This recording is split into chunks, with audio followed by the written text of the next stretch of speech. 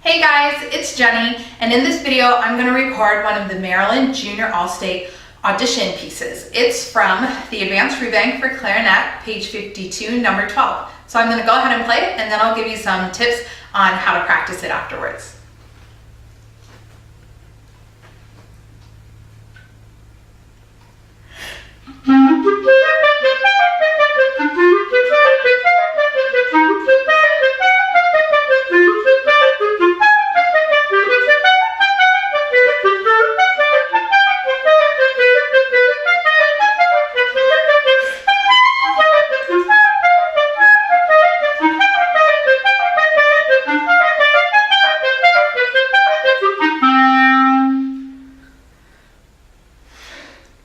And you know what? I played that through too fast. So let's check the tempos. The tempos that Maryland put are quarter note equals 76 to 82. So let's see. This is 80, so I'm going to go ahead and play it again a little bit slower.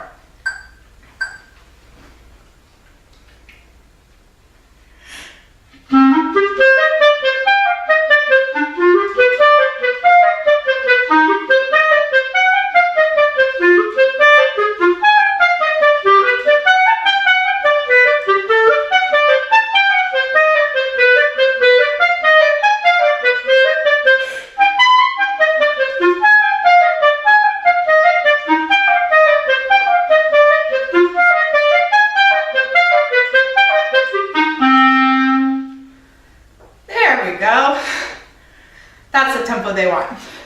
So the reason I wrongly took it fast the first time is because it's actually pretty tricky to play at the tempo they want. It's too slow to get through it in one breath, which you sort of really want to do because it's only 4 lines long and it looks like it's pretty fast. So what you need to do instead is you need to plan at least one breath, if not more. There are 2 ways you can do this. The way I did it was dropping a note, actually not playing one of the notes of the triplets. The note that I dropped was in the 3rd line, the 2nd measure, 2nd beat, 2nd note. So I dropped 1, 2, 3, 4, the 5th note in the 2nd measure of the 3rd line. So I'm going to start at the beginning of the 3rd line so you can hear that.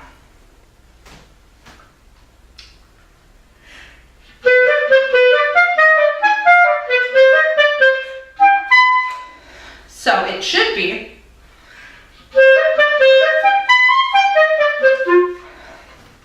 it should have an F there, but to get a breath in, I decided to drop it. The other way that you can get a breath in is doing a couple quick catch breaths, which are really tiny breaths. And where you should do them, if you're going to do them, is after a low note somewhere in the piece. So one good place to do that would be the beginning of the 2nd line, the 1st measure, the 3rd beat, we have a low G and it jumps up to a high B flat. In between those notes would be a place you could do a catch breath. So, for example,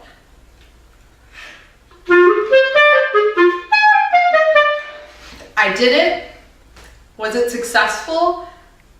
Maybe.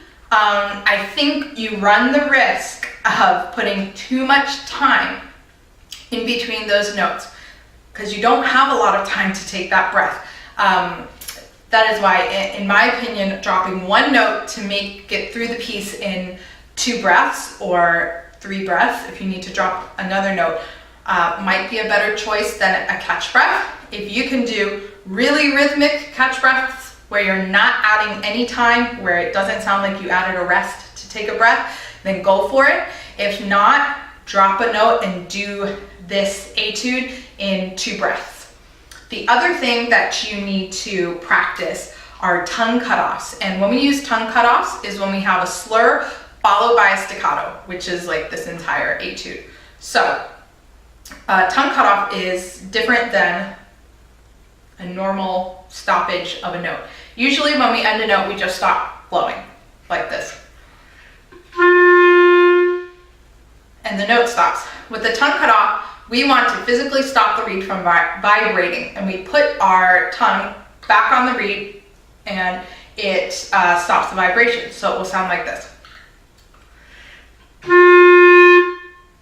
It's a clear cutoff, and that will give us more time before the staccato so that we really hear the staccato note clear. So you need to do tongue cutoffs the last slur of every group of slurs.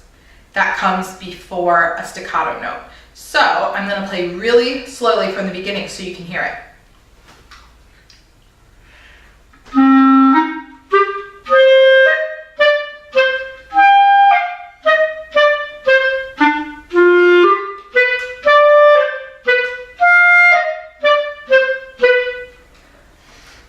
It will sound crazy when you're practicing it, but once you get it up to tempo, up between 76 and 82, it won't sound so severe. It'll just sound really nice and clean.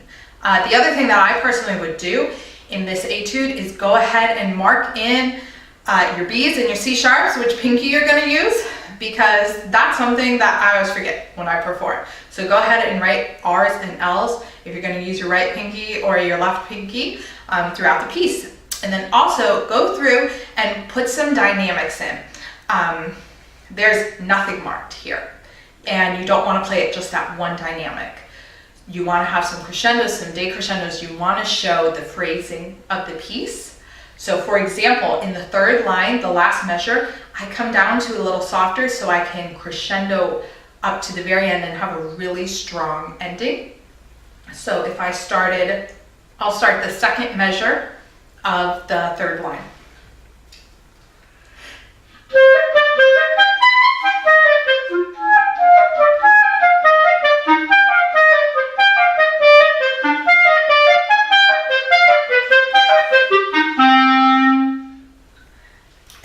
And lastly, make sure that that quarter note is long enough. We've been playing fast triplets the entire time. Don't shortchange the last note. Have it really full and fill up the room with your sound.